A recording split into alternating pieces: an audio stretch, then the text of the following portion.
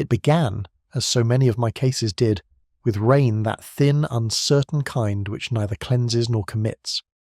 Oxford lay under it like an aging scholar wrapped in damp robes, unwilling to rise. The spires blurred into ghosts, and the river carried its own reflection with the weary patience of something long resigned to being misunderstood. I remember thinking, as I crossed Magdalen Bridge that morning, that the city had never looked more honest.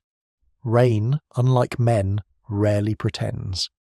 Magdalen College emerged through the drizzle, its towers blackened and magnificent. The porter on duty raised a hand in dull recognition. He'd telephoned half an hour earlier, his voice subdued, uncertain whether the matter was police business or merely collegiate embarrassment. A mystery of the minor sort, he'd said. Footprints. On the roof. No harm done, but odd. That word odd has summoned me more often than any cry of murder. The man's name was Briggs. I recall the smell of polish and damp wool as he led me through the passage, his heavy keys clinking like punctuation marks in a sentence that would take some time to finish. The college slept around us, corridors dim, portraits breathing faintly beneath varnish. I followed him up a narrow stairway to the roof door, which was bolted but not locked. He muttered that it should have been locked. It always was. Outside, the rain thickened. Lead panels gleamed like fish scales beneath the grey light. I saw the prints at once. A series of dark smudges across the roof's slick surface, small but distinct, beginning near the parapet and vanishing toward the central tower. The oddity was not their presence, but their isolation. No access ladder, no mark of entry or exit. Just the footprints, as though some half-seen figure had walked briefly on the heavens and disappeared. Briggs insisted no workmen had been scheduled. He'd found them at dawn, he said, while checking the drains. He was reluctant to admit how often curiosity guided his duties. A man grows attached to the secrets of his college, and they become his livelihood. I asked if anything had gone missing. He hesitated, then mentioned the absence of Dr. Jonathan Lane, fellow in classics, who had not appeared for breakfast or morning chapel. That name lingered in my mind, not for recognition, but for cadence. A good name for a missing man. We went down again. The walls seemed closer than before. At the foot of the staircase, a puddle of rainwater had gathered on the flagstones, and I noticed a small fragment of leaf floating within the plane tree early fall. I thought of how the river collects such fragments, carries them away unseen, and wondered whether men vanish with similar quietness. In Lane's rooms, the air was heavy with paper. Shelves leaned under the weight of unread certainty, Greek texts, lexicons, volumes annotated with obsessive patience. The desk bore a single wine glass, half-filled and neglected. On a side table lay a folded newspaper, its crossword half complete. My eye, uninvited, caught the clue Lane had left unfinished truth in fragments of 5 letters. He had written a shard, then hesitated, crossing it out. Beneath, faintly penciled, a second attempt glass. I stared at the wine glass on the desk and felt the usual irritation of coincidence brushing too close to intellect. Rain tapped against the window pane, steady, insistent. The sound carried memory. Somewhere in the quad below, a bell chimed the quarter hour, its tone distorted by moisture. I walked to the window and saw the river's thin curve glinting through the mist. Oxford lives by reflection sometimes, I think. It drowns in them. There was a letter among Lane's papers torn, but enough of it survived to trouble me.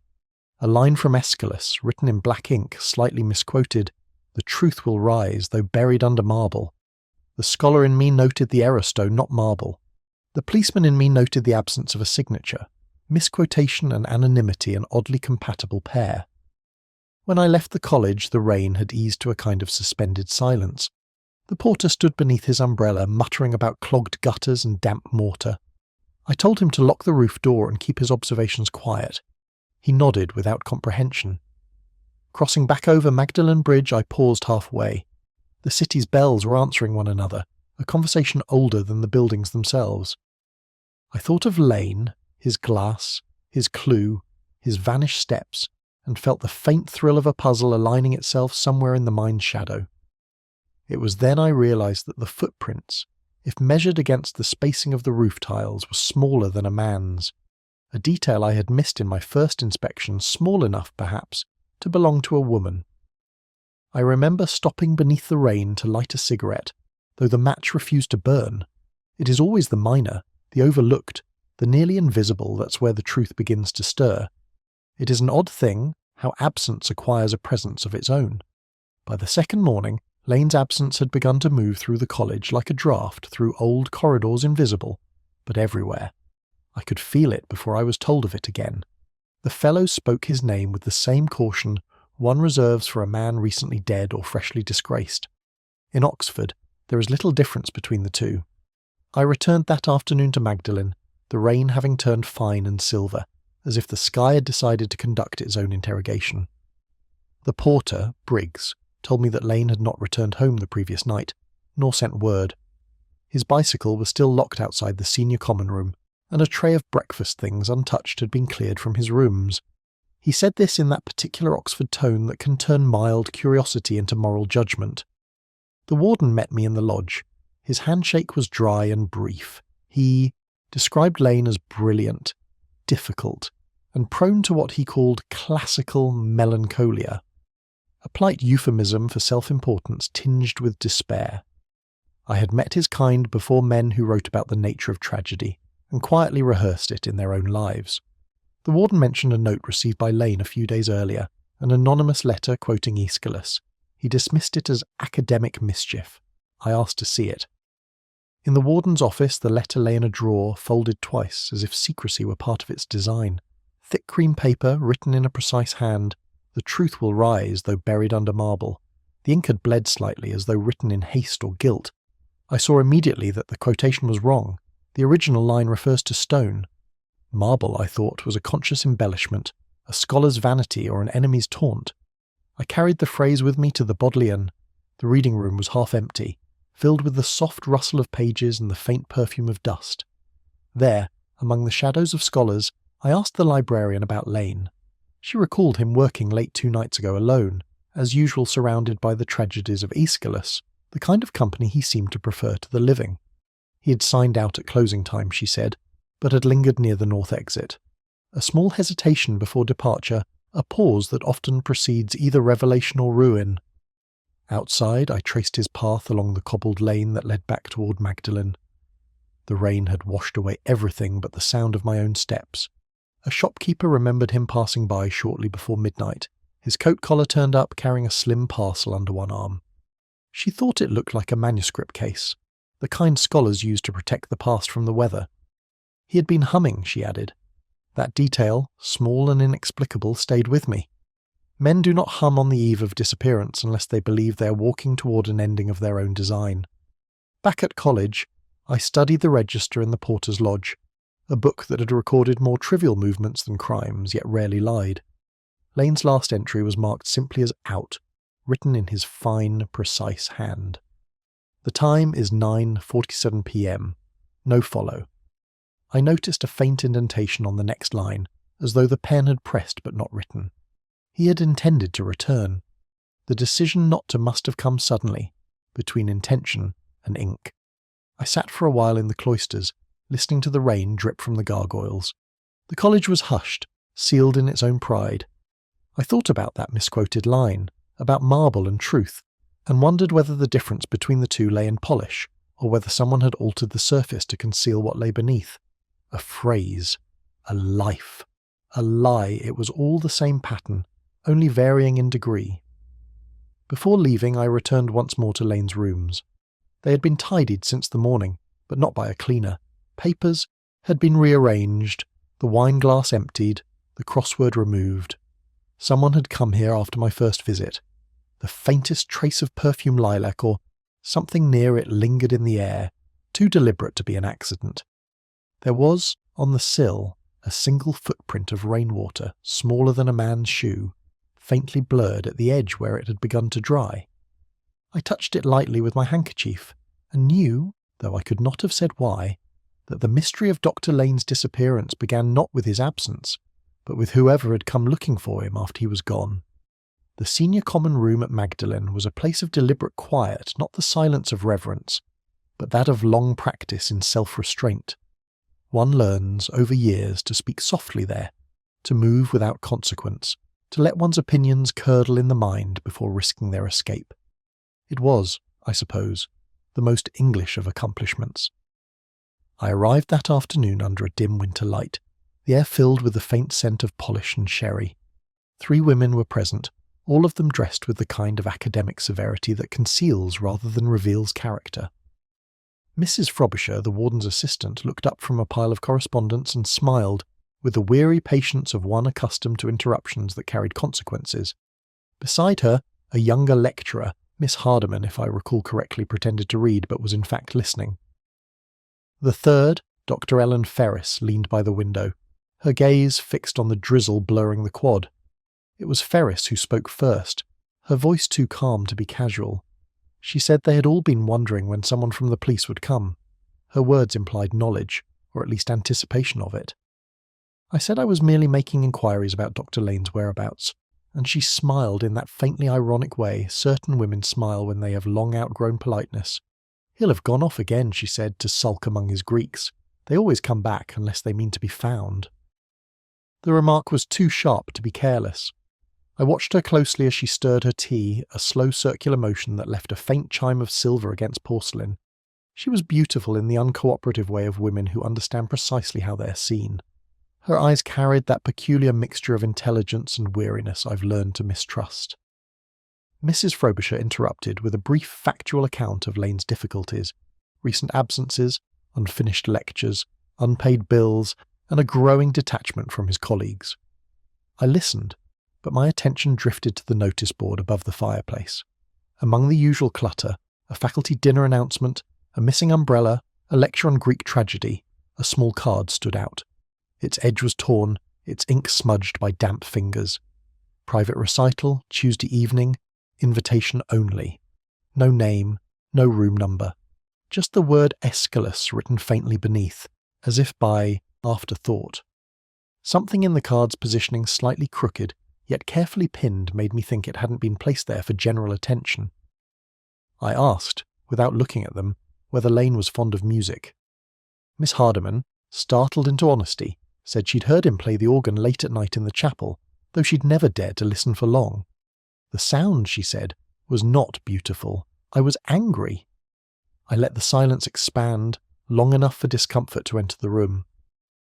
When I finally turned, I caught Mrs. Frobisher watching Ferris, not with suspicion, but with something closer to pity. That look, more than anything said aloud, confirmed a history I didn't yet understand. Ferris poured herself another cup of tea, her hand steady, her voice faintly amused. She said Lane had been working on a paper about deception in Greek drama. It was meant to challenge a few orthodoxies, she added, as if that word could disguise the idea of betrayal. I asked if the paper was finished. She said she didn't know, but she glanced for the briefest instant at the cabinet by the door, a glance too instinctive to be deliberate. When I left the common room, I paused in the corridor. The sound of their voices resumed almost immediately, muffled by old walls and older habits. I looked through the small pane of glass set into the door and saw Ferris leaning once more against the window, her reflection pale and uncertain in the rain-streaked light. Outside, the quad shone with shallow puddles. The world smelled of damp stone and cold tea. I thought about Lane's unfinished crossword and the misquoted letter, about the word marble replacing stone, and the card bearing Aeschylus. Perhaps the change was not random. Perhaps it was the same voice, repeating itself across paper and ink, adjusting truth as one adjusts phrasing. As I crossed the archway, the chapel organ sounded a single low note, held too long. It quivered through the air like a thought unspoken. I could not have said whether it came from the living or the dead, only that it did not stop when it should have. It was Lewis who handed me the envelope. A plain brown thing, unmarked, sealed with the kind of adhesive one trusts too easily. He said it had arrived at the station that morning, addressed simply to Inspector Morse, Thames Valley Police. No letter, no signature, just the photograph inside old, faded and uncomfortably deliberate. 5 figures stood on a college roof under a pale autumn sky. The year must have been late 80s. The clothes suggested a kind of intellectual carelessness that has gone out of fashion. At the centre was Dr. Jonathan Lane, younger, hair longer, eyes caught between arrogance and exhaustion. Beside him, unmistakably Ellen Ferris. Their shoulders are almost touching. Around them, 3 others, the warden, a lecturer I didn't yet recognise, and Henry Voss, whose name had begun to appear too often in the college whispers. Someone had written a date on the back of Michaelmas term 1987. I turned the card over once more, tracing the faint smudge along the lower edge. Wine, perhaps, or blood. The mind, of course, prefers the dramatic explanation first, but I knew that in Oxford wine is spilled more often than truth. I poured myself a glass of claret that evening and studied the photograph again beneath the lamplight. 5 faces, frozen in an illusion of harmony. Lane, looking slightly away. Ferris, half smiling, her gaze turned toward him rather than the camera. Voss caught mid-blink. The others, carefully neutral. I wondered who had taken it, and why the sender had chosen now after Lane's disappearance to resurrect it. There's a peculiar intimacy to old photographs. You begin to believe they're still happening somewhere, replaying themselves beyond the reach of time. This one carried that illusion, not memory, but persistence. I noticed, on a second examination, something that hadn't registered before a hand at the edge of the frame, resting on the stone parapet. A 6th presence, cropped by accident or intention. It was small, delicate, with a ring that glimmered faintly even through the fading of the print. A woman's hand, I thought, but not Ferris's. She wore no rings. Later at the college, the same glass of wine appeared again, not in the photograph but in the present. The SCR was dimly lit, the air soaked in the scent of tobacco and sherry. Henry Voss was alone, marking essays with unnecessary care. He looked up as I entered, smiled without warmth, and asked whether there had been news. None worth repeating, I said. He gestured toward the decanter, and I accepted. He talked about Lane with a tone of scholarly indulgence, the way one speaks of a colleague who had outlived his usefulness but not his legend. Lane was brilliant, he said, but undisciplined, romantic about ideas, careless with people. I asked when he had last seen him. He thought, then said quietly, 2 nights before the disappearance. A conversation over wine in Lane's rooms, nothing unusual. Except, perhaps, that Lane had been drinking faster than usual, and had asked peculiar questions about betrayal. Voss had assumed he meant the professional kind. I wasn't so sure. I asked about the photograph. His eyes flicked up, sharp for a moment, then softened. Oh, that old thing, taken after a departmental dinner. We climbed the roof for the view. Lane had been quoting something from Sophocles as usual. Ferris laughed. The warden pretended not to hear. A harmless memory, he said. Yet his hand trembled slightly when he poured another glass. When I returned home, I laid the photograph beside the crossword I'd been working on. One clue remained unsolved memory, distilled into 5 letters. I had tried spirit, then image, then given up. It was only now, with the photograph before me and the wineglass still in my hand, that I saw the answer. Ghost. I wrote it lightly, not to solve the puzzle, but to admit its persistence.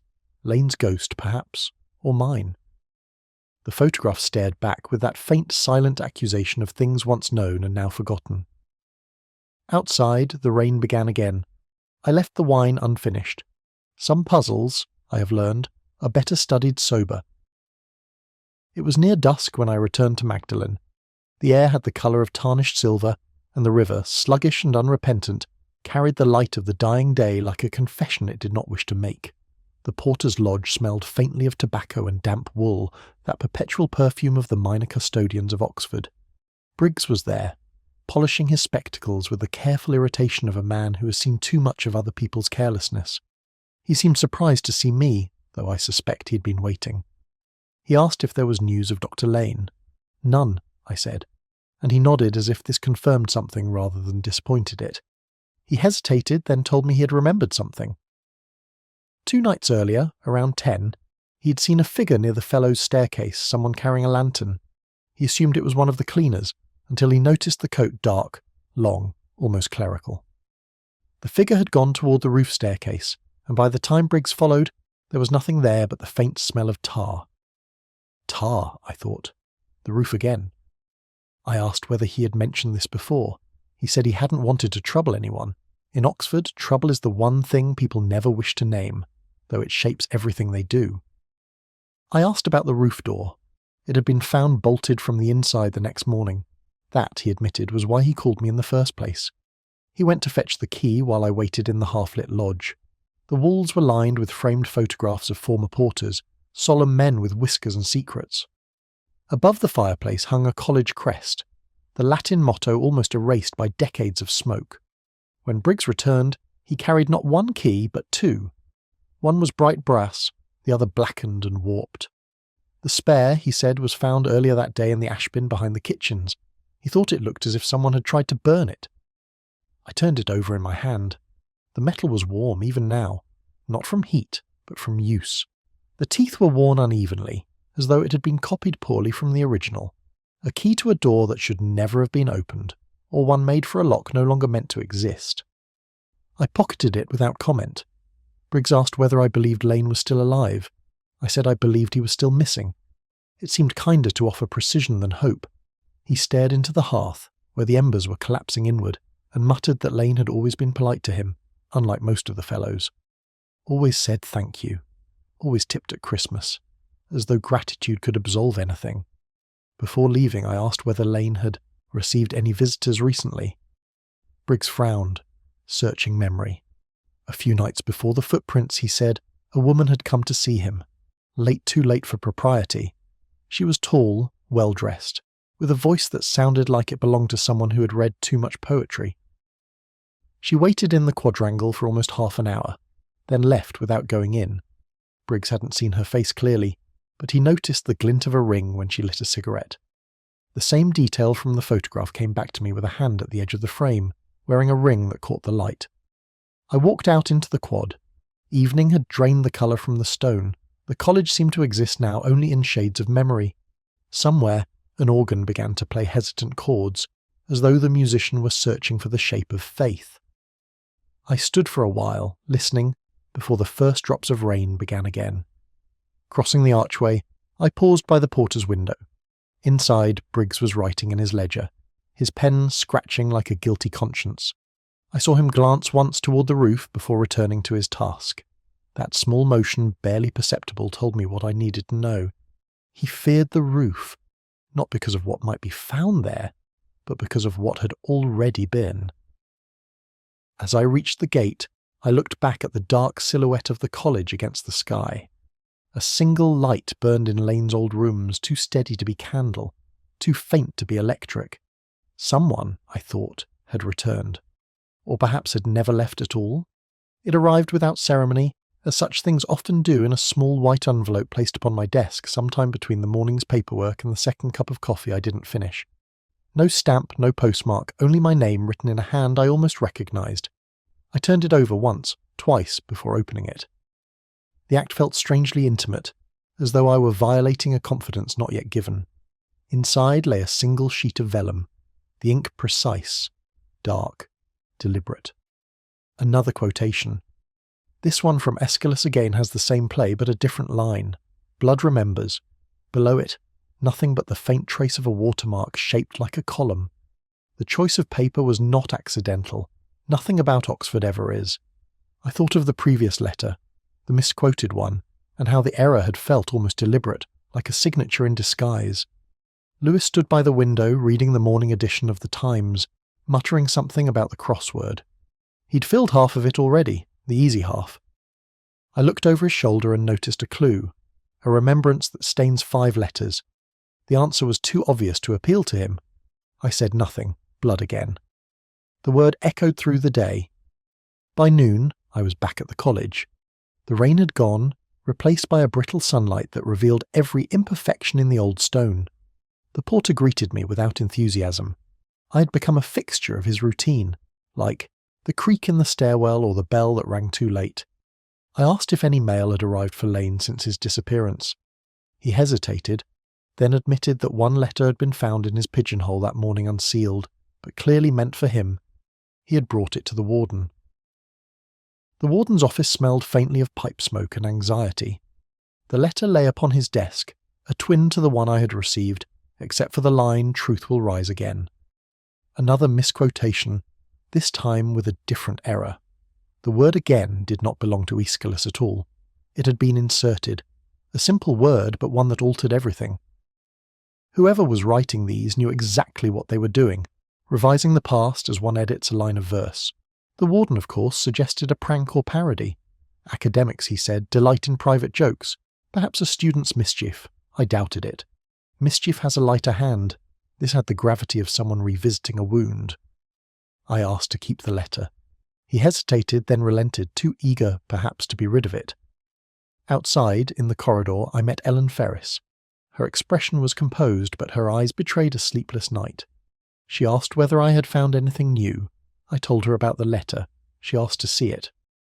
When I handed it over, she held it for too long, her fingers resting lightly on the paper's edge, her gaze tracing the handwriting. She said she'd seen it before, on a note Lane once received after a lecture years ago, a letter of criticism, anonymous, pedantic, cruel. She had urged him to throw it away. He hadn't. She handed it back to me, and almost absently touched her wrist as if something there ached. A small gesture, insignificant then, but it would return to me later the way memory insists on its own rhythm. In the lodge, I asked Briggs if anyone had delivered post that morning. He frowned, recalling, then said yes to a woman again in a grey coat, the same height as before. She had asked whether Dr. Lane was still in residence. He had told her no. She smiled faintly and said, "Then he will have read it by now." When he asked her name, she replied only, "He already knows." That evening I placed both letters side by side on my desk. Same paper, same ink, same faint indentation at the top margin, as though written against the grain of wood. I turned out the light and let the setting sun strike through the window. The watermark appeared once more in the column, but behind it, faintly, another shape emerged. Not a column after all, but the outline of a laurel wreath, a scholar's emblem, or perhaps a memorial one. I poured a whiskey and considered the phrase blood remembers. The first letter had spoken of marble, now blood. The living and the dead, stone and flesh, truth and memory. The writer was moving through them in sequence as if following a ritual or a confession unfolding one word at a time. When the light finally died, I folded the letters carefully and locked them away. But the echo of that second line stayed with me long after. Truth will rise again. I wasn't sure whether it was a warning or a promise, and perhaps in Oxford they are always the same thing. The river has always been my preferred confessional, not for speaking, but for listening. Water, unlike people, knows how to keep a secret. It accepts what is given the ash, the coin, the body, and says nothing in return. That evening, the sky hung low over Oxford, heavy with the colour of pewter, and I found her standing by Folly Bridge as if she had been waiting for me all along. Ellen Ferris looked different in the dying daylight. The confident art historian had given way to a quieter woman, her hands folded against the chill, her gaze on the rippling surface below. She greeted me with the kind of restraint that only the educated can perfect, a careful moderation of tone, as if conversation itself might be used as evidence. I joined her in silence for a time, both of us watching the slow passage of leaves caught in the current. She spoke first. She said Lane had loved this place, that he would come here late at night, sometimes with a flask, sometimes with nothing at all. He said the river reminded him of the underworld movement that looked like life but was really decent. I asked if she believed he'd gone willingly into that metaphor. She didn't answer, only smiled faintly, as though the question were too old to matter. There are conversations that feel less like dialogue and more like archaeology. Every word is a brushstroke clearing away dust from something long buried. I asked her what bound her to Lane truly. She said admiration, pity, and the kind of affection that grows out of unfinished sentences. Then she looked at me not with a glance of guilt but of recognition. I told her about the letters. Her expression did not change, yet I saw something tighten near the corner of her mouth, a muscle's confession. She asked to see them. I said they were in police custody.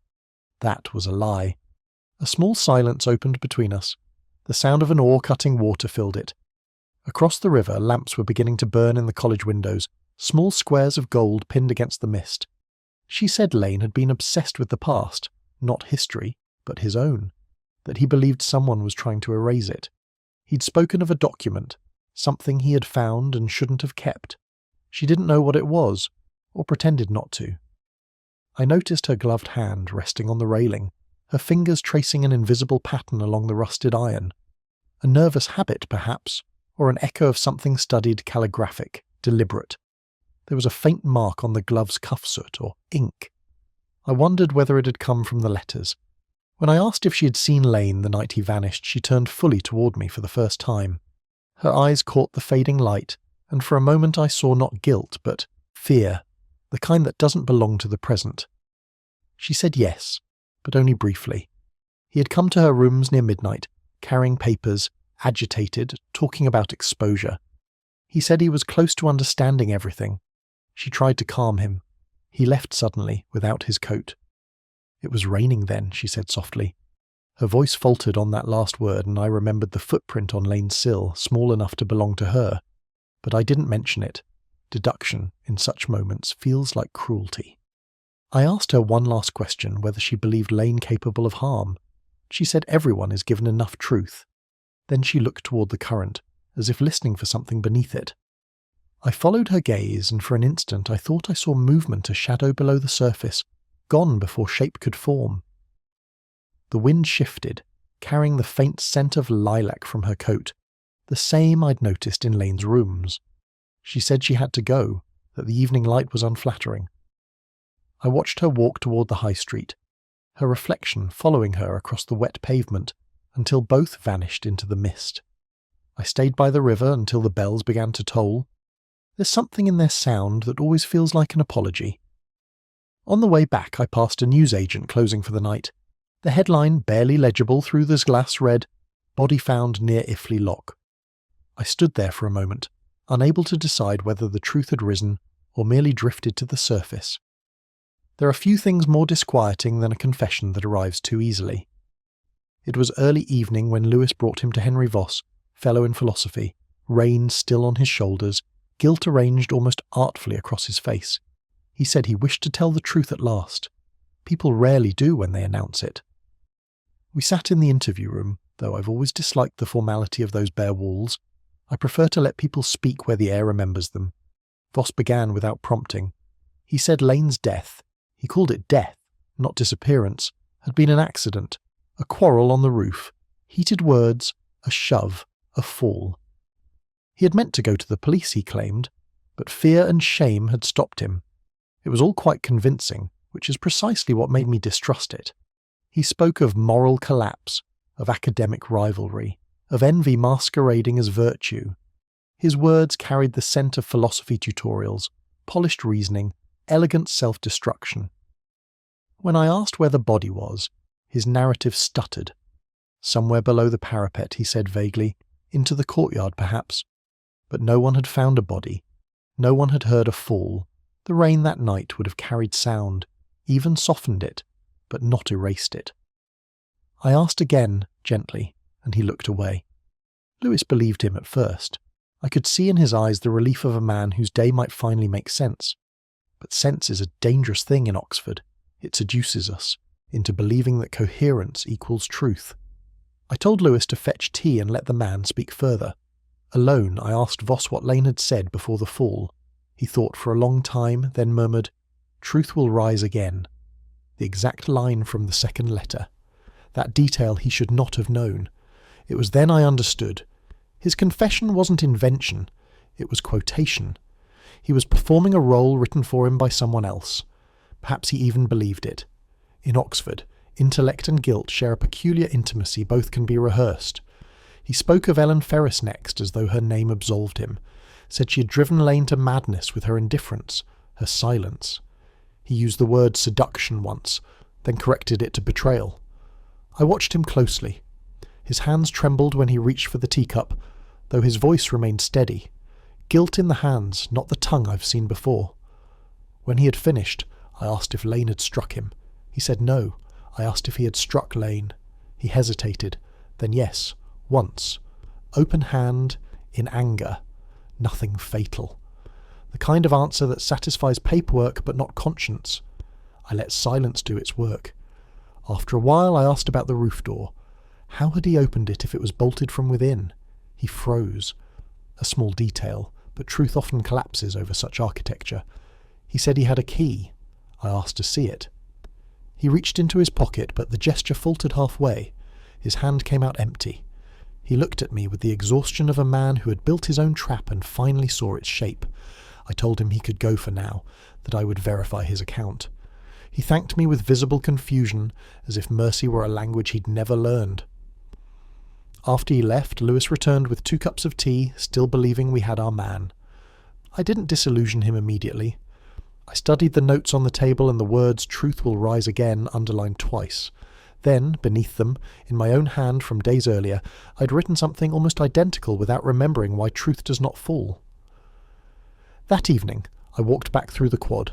The stones were slick with rain, and the air smelled of ash and wine. In the chapel, the organ sounded faintly again. Not a hymn this time, but some unresolved notes drifting without destination. I paused at the roof staircase, looking up into the shadows. There was no sign of a struggle up there, no trace of violence. Yet I could not shake the feeling that someone had been or still was watching from above. Perhaps Voss's confession had served its purpose to distract, to delay, to absolve someone else entirely. When I reached my flat, I poured a whiskey and found the crossword where I'd left it. One clue remained, an unfinished lie, disguised as truth 9 letters. I stared at it until the answer came. Confession. I filled it in lightly, though not without doubt. Some words fit too perfectly to be trusted. It was a still night when I returned to the college. The kind of stillness that makes every sound feel deliberate. The echo of one's own steps, the soft drag of wind along stone, the quiet hum of something waiting to be discovered. I carried no warrant, only curiosity, and the faint conviction that something above those sleeping quadrangles remained unfinished. The roof staircase was unlit, though I had no need of light memory to guide me. The bolt on the door yielded with less resistance than before. Someone had been careless or confident.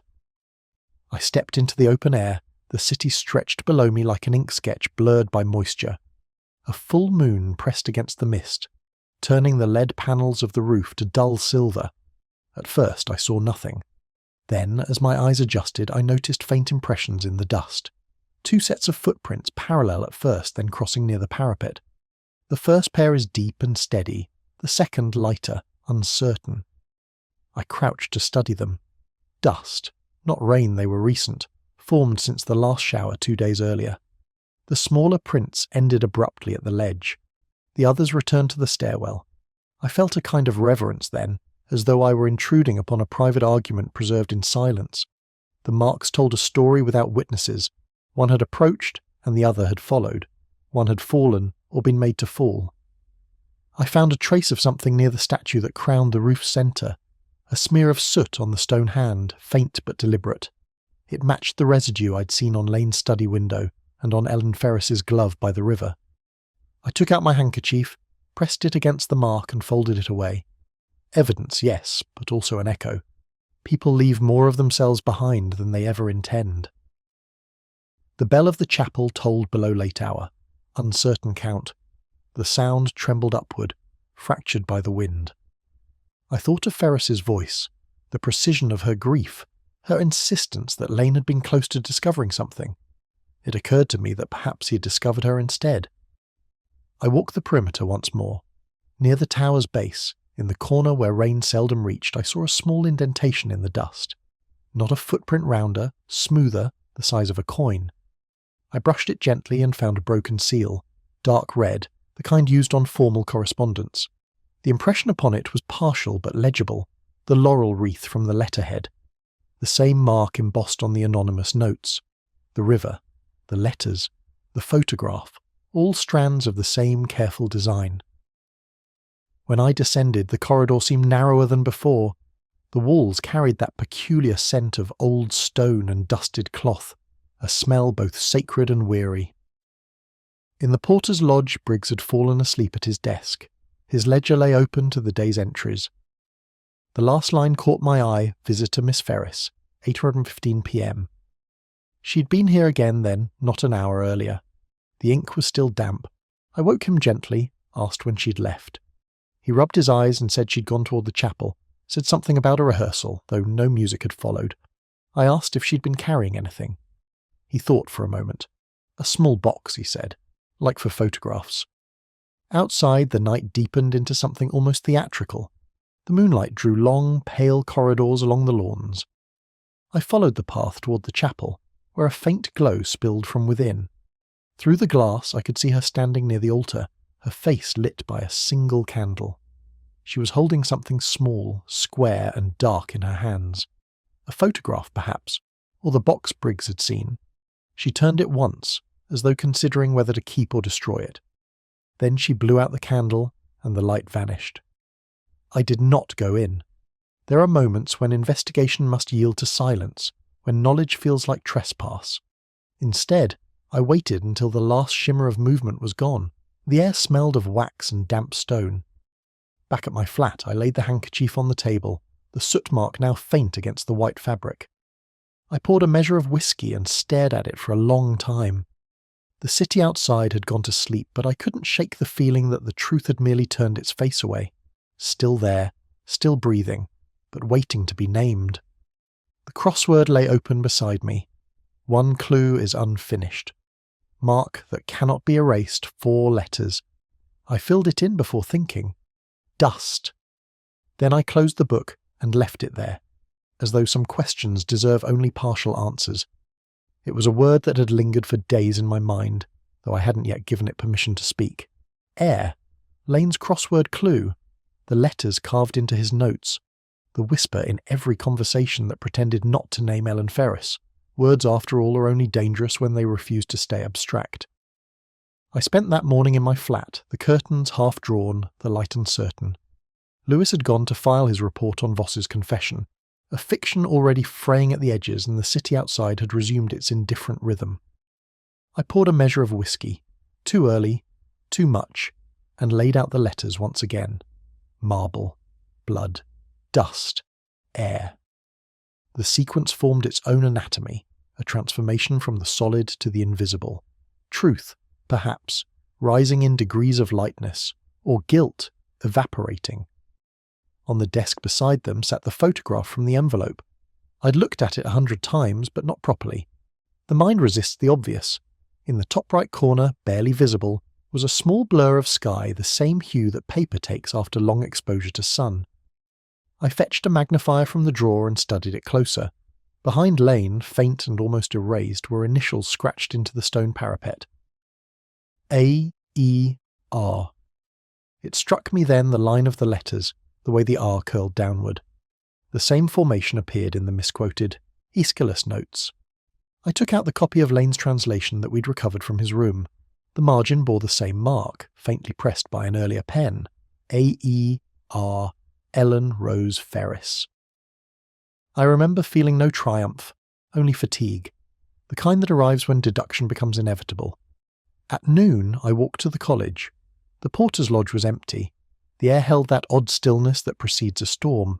The chapel doors stood ajar. Inside, the scent of wax and old hymnals.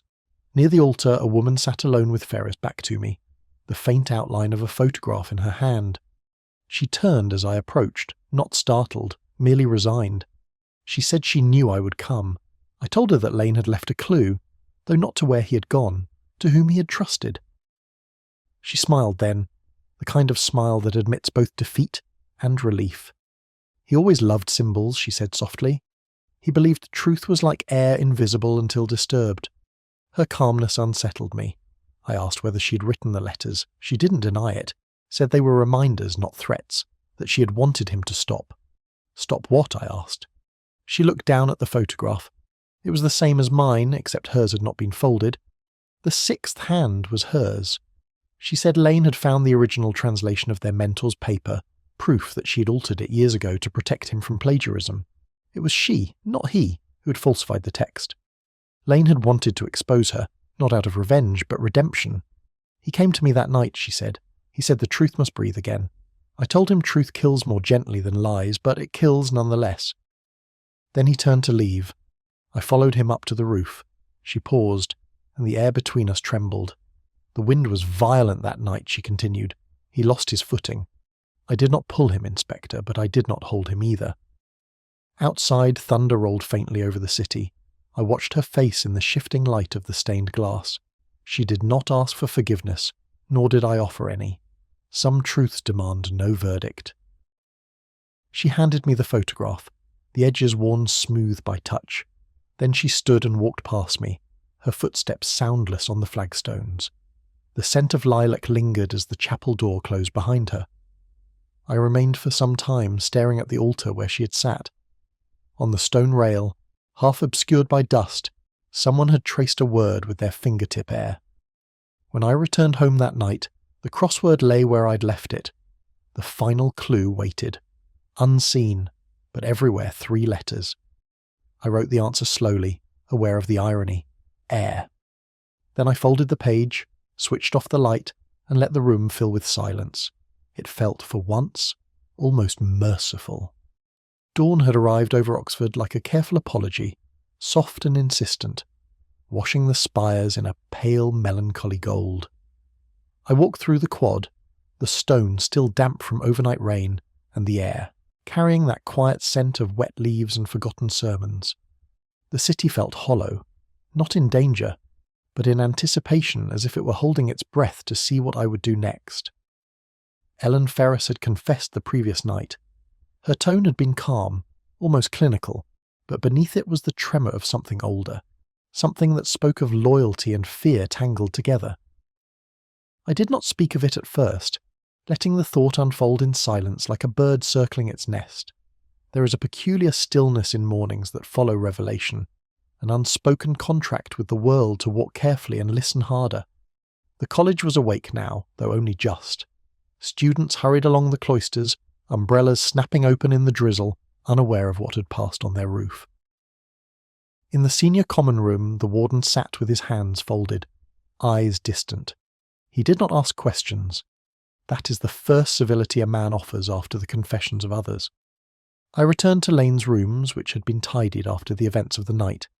The desk remained clear, but the faint mark of his absence lingered the half-finished crossword, a single teacup, and the slight indentation of a pen still warm with thought.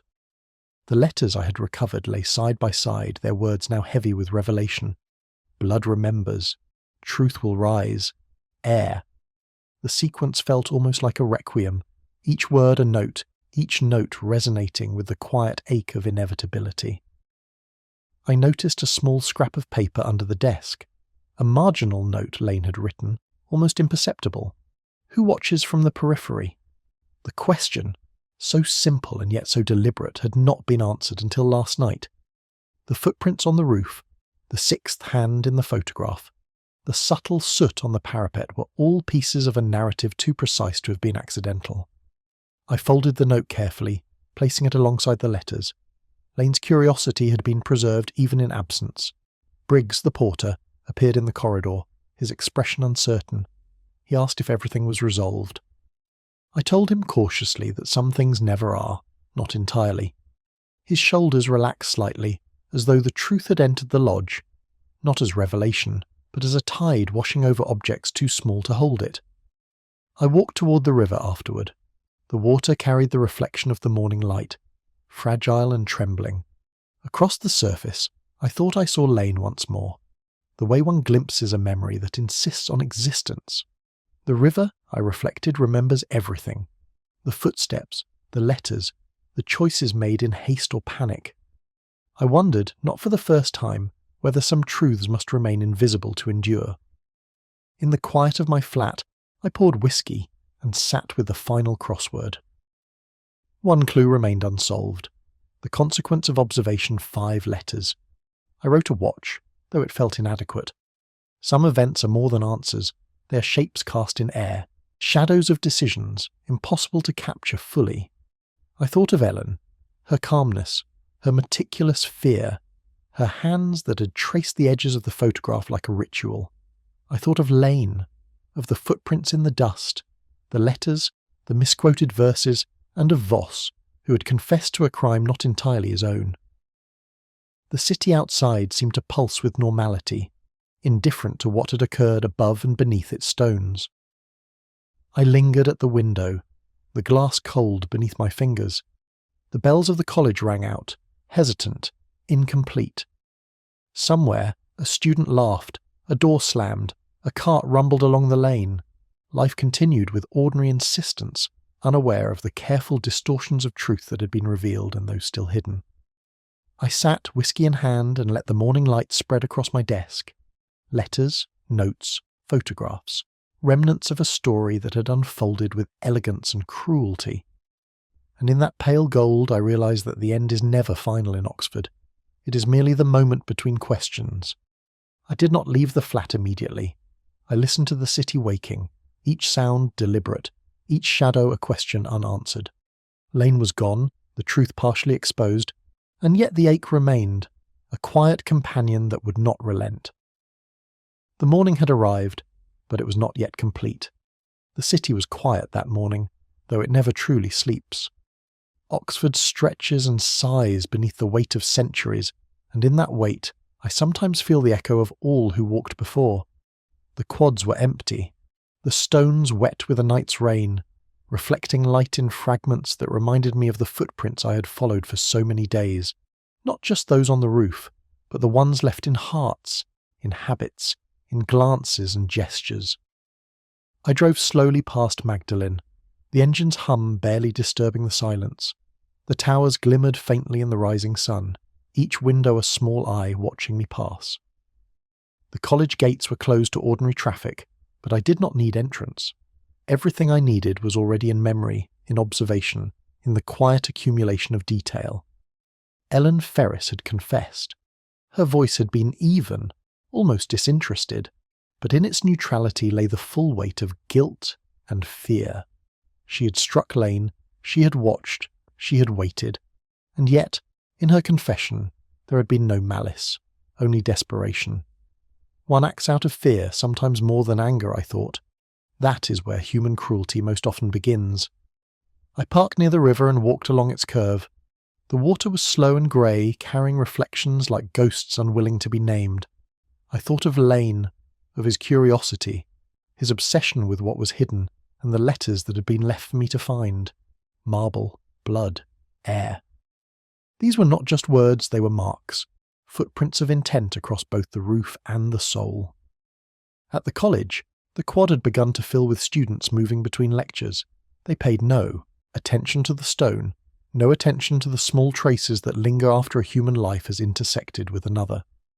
That is one of the cruelties of observation. The world continues in ordinary rhythms, indifferent to the disturbances you have seen. I stopped by the chapel and looked at the rail where she had held the photograph the night before. The stone was cold, a pale witness to what had passed. I traced my fingers along it lightly, and for a moment I felt the imprint of Lane's presence, his weight, his haste, his final contemplations. A footprint, yes, but of the soul rather than the body. I thought of Voss, of his false confession, the careful timing of every word, the way he had tried to redirect consequence. That too was a footprint, though more deceptive, more layered. I walked back to my car slowly, the crossword open on the passenger seat. One clue remained, what cannot be erased in 5 letters. I had written dust before, but now, in the final light, I added a trace. All of them were correct. Every footprint, every letter, every hand laid upon stone or paper left a trace. One cannot remove it, only acknowledge its existence. The streets were waking now, the ordinary sounds, returning carts, voices, the distant hum of bicycles. I passed Briggs in the lodge, polishing keys that no longer mattered. He looked up briefly, offered a polite nod, and returned to his work. I suspected he would remember this day as one more to be catalogued quietly in the ledger of his own attention. By the time I returned to my flat, the light had warmed slightly, though the melancholy remained. I poured a measure of whisky and sat by the window looking out at the river bending through the city. Somewhere, someone was beginning to live a normal day, oblivious to the roof, the letters, the footprints, and the weight they carried. I thought of Lane and Ellen, of all who had left their marks, deliberate or accidental, across the surfaces of this city, and in the corners of my own understanding. Footprints fade, yes, but the impressions remain, in memory and conscience alike. I closed my eyes and let the quiet settle, the last echo of the mystery brushing against the mind like wind over stone. Outside, Oxford moved on, indifferent. Inside, I remained with the traces, the remnants of lives intertwined in a sequence only partially revealed. And in that reflection, I understood at last the truth may rise, but it never truly leaves the soul.